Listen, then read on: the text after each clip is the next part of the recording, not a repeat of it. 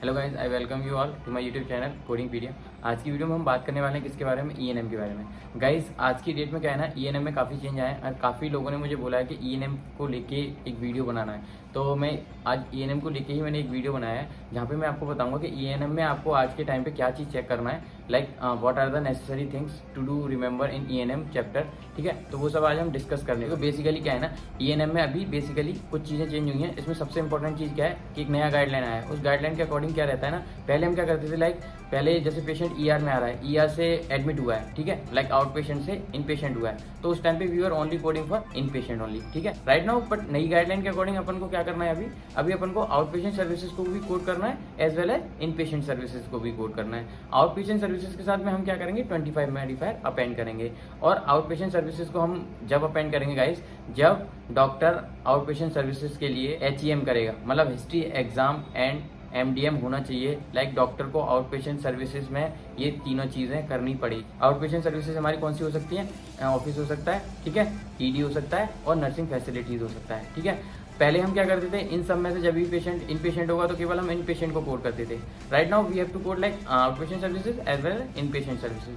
For outpatient services we have to append 25 modifier. ठीक है guys, ये काफी इंपॉर्टेंट है और ध्यान रखना, काफी क्वेश्चंस आज के टाइम पे आ रहा है। लाइक आपको 3-4 क्वेश्चंस यहाँ से मिल जाएगा, लाइक ऑपरेटिव रिपोर्ट में भी मिल जाएगा, लाइक आपको गाइडलाइन में भी मिल जाएगा। तो इस चीज को ध्यान रखिएगा। Right now we have to code like outpatient services as well as inpatient services, but जो आउट पेशेंट सर्विसेज रहेगा वो 25 मॉडिफायर के साथ में अपन को अपेंड करना है। ठीक है, but it should be done by the same physician. दूसरा इंपॉर्टेंट चीज है वो है हमारा MDM हम कैसे कैलकुलेट करते हैं। पहले क्या था, आपको 3 चीजें देखनी हुआ करती थी, लाइक HEM देखना पड़ता था, हिस्ट्री भी देखनी पड़ती थी, एग्जाम भी देखना पड़ता था, MDM भी देखना पड़ता था। But right now we have to only check MDM only.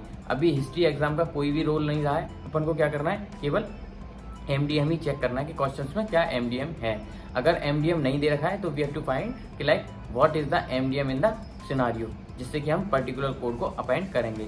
MDM के लिए हम क्या चीज देखते हैं, देखिए हाई MDM के लिए हमें क्या देखना है कि पेशेंट एडमिट हुआ है नहीं हुआ है। अगर पेशेंट एडमिट हुआ है हॉस्पिटल में, that means our MDM will B high.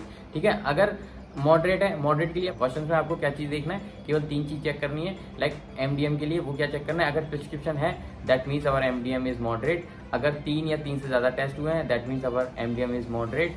अगर डॉक्टर ने टेस्ट किया है, टेस्ट पॉजिटिव आया है, ठीक है, that means our MDM is moderate. तीनों में से कोई भी एक चीज मिलेगी that means our MDM is moderate. ठीक है, एक और इंपॉर्टेंट है वो है लो। लो कैसे पता करेंगे, जब भी डॉक्टर 2 टेस्ट ऑर्डर करेगा या 2 से कम करेगा, ठीक है, तो उस टाइम पे हमारा जो MDM रहेगा वो लो रहेगा। ठीक है, स्ट्रेट फॉरवर्ड में कुछ नहीं है, डॉक्टर जस्ट चेक करेगा और आपको मतलब रिलीज कर देगा, ज़्यादा कुछ नहीं है उसमें। बेसिकली आज के टाइम पे पूछा जा रहा है वो मॉडरेट की बेस पे पूछा जा रहा है, जहाँ पे कि प्रिस्क्रिप्शन सिनारियो में आपको मिलेगा कि prescription has been given to the patient, तो आपको उससे समझ जाना है कि हमारा MDM है वो मॉडरेट है। ठीक है, ये काफी इंपॉर्टेंट है, ध्यान रखिएगा। 2-3 क्वेश्चन श्योर आपको मिल जाएंगे। ठीक है, एक और इंपॉर्टेंट चीज है इसमें, देखिए कभी कभी क्वेश्चन में क्या होता है, आपको MDM भी मिलेगा और टाइम भी मिलेगा, दोनों चीजें मिलेंगी। तो उस टाइम पे आपको क्या चीज ध्यान रखना है, जो भी हाईएस्ट होगा, लाइक टाइम के अकॉर्डिंग MDM हमारा ज्यादा होगा तो हमको टाइम के अकॉर्डिंग कोड करना है, हाईएस्ट को कोड करना है। ठीक है, अगर हमारा MDM ज्यादा है, टाइम कम है, तो हमको MDM के बेस पे कोड करना है। तो ये चीज ध्यान रखिएगा, we have to code like highest one. और तीसरी इंपॉर्टेंट चीज है गाइस यहाँ पे, वो है अपना क्या चीज, क्रिटिकल केयर सर्विसेज। क्वेश्चन जो है क्रिटिकल केयर सर्विसेज से भी काफी पूछे जा रहे हैं। ठीक है, उनको भी काफी आपको ध्यान रखना पड़ेगा, क्योंकि क्रिटिकल केयर के बेस पे आपको देखो क्वेश्चंस कहाँ पे मिलेगा, आपको ऑपरेटिव रिपोर्ट में मिलेगा ENM से। आपको एक आध क्वेश्चन आपके 6 मार्क्स का जैसे ENM का वेटेज है, वहाँ पे भी आपको एक दो क्वेश्चन मिल सकता है। तो आपको क्रिटिकल केयर सर्विसेज वाला जो कोर्स है लाइक 99291 एंड 99292, ये ध्यान रखना है, ये अपना आउट पेशेंट के साथ में जाते हैं, और 99468 से लेकर 99475 तक इन पेशेंट के साथ जाते हैं। These codes are based on the age of the patient.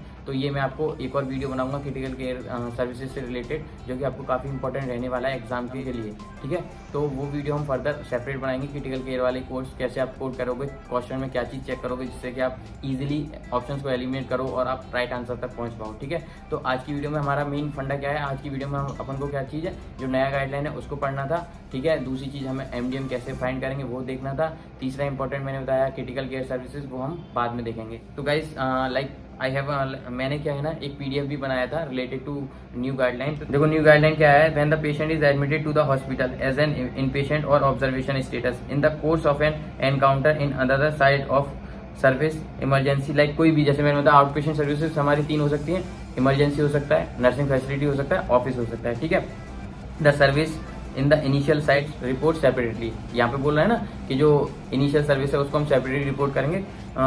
उसके साथ में अपन लोग क्या यूज करेंगे, 25 मॉडिफायर यूज करेंगे with ENM service to indicate separately. ठीक है, services by the same physician, मतलब सेम फिजिशियन ने सेपरेट सर्विस दी है। आउट पेशेंट सर्विस हो गई वो सेपरेट हो गई, इन पेशेंट करेगा वो भी सेपरेट हो गई। तो सेम फिजिशियन दो सर्विसेज कर रहा है ना, तो ये गाइडलाइन यहाँ पे नई गाइडलाइन है। जैसे कि मैंने पहले बताया था, we have to code like both services, outpatient as well as inpatient. But outpatient के लिए अपन को क्या चेक करना है, अपन को चेक करना है लाइक HEM डन और नॉट। अगर HEM करेगा डॉक्टर आउट पेशेंट सर्विसेज को, जब भी हम लोग क्या करेंगे, अपना कोड करेंगे। ठीक है, अगर HEM नहीं कर रहा है आउट पेशेंट सर्विसेज में, हम उस टाइम पे आउट पेशेंट सर्विसेज को कोड नहीं करेंगे। We have to look after that doctor is doing HEM और not, like history exam and MDM for outpatient services. If doctor is doing history exam and MDM for outpatient services, we have to append that service with 25 modifier as well as inpatient service. So we have to code like both the services.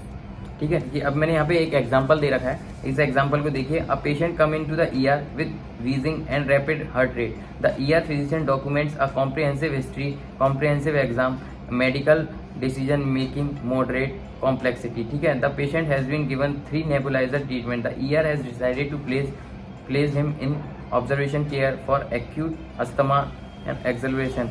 The ER physician will continue examining the patient and will order additional treatment until wheezing subsides. The select the appropriate code. देखिए guys, यहाँ पे क्या है, ER में आया था patient. ER में आने के बाद में डॉक्टर ने क्या है, उसको एडमिट किया है ऑब्जर्वेशन स्टेटस में।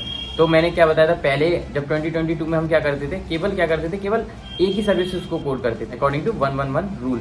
ठीक है, अभी देखिए यहाँ पे क्या है, earlier we were coding only 1 code. ठीक है, यहाँ पे हम उनको क्या करेंगे, केवल एक कोड करेंगे। ठीक है, आज के टाइम पे हम क्या करेंगे, लाइक ER को भी कोड करेंगे और ऑब्जर्वेशन को भी कोड करेंगे, like outpatient services as well as inpatient. तो मतलब अपने 2 कोड आएंगे विद जो इनिशियल कोड रहेगा वो रहेगा 25 मॉडिफायर। आई होप आपको ये चीज समझ में आ गई होगी। ठीक है, देखो यहाँ पे मैंने लिखा हुआ है, as per 2022 guideline we have to code only 1 services as per 111 rule like as above. देखो यहाँ पे मैंने यही लिखा हुआ है कि 2022 गाइडलाइन के हिसाब से पहले क्या करते थे, हम केवल एक कोड करते थे, like we have to code only observation. But as per new guideline we have to code like outpatient services as well as inpatient services. यही यहाँ पे मैंने मेंशन किया हुआ है। ठीक है, अभी अगली चीज यहाँ पे देखो, ये इंपॉर्टेंट है। यहाँ पे मैंने दे रखा है क्या, आप कैसे MDM देखोगे सिनारियो में, लाइक क्वेश्चन में आपको कैसे MDM पता करना है, जो कि मैंने पहले आपको वीडियो में बताया था। देखो ये वही चीज है जो मैंने आपको अर्लियर वीडियो में बताया कि कैसे आप MDM चेक करोगे। अभी देखो मैंने एक और चीज बताई थी ना, जैसे MDM भी दे रखा है और टाइम भी दे रखा है, तो हम as per highest we have to code, like MDM ज्यादा है तो MDM के बेस पे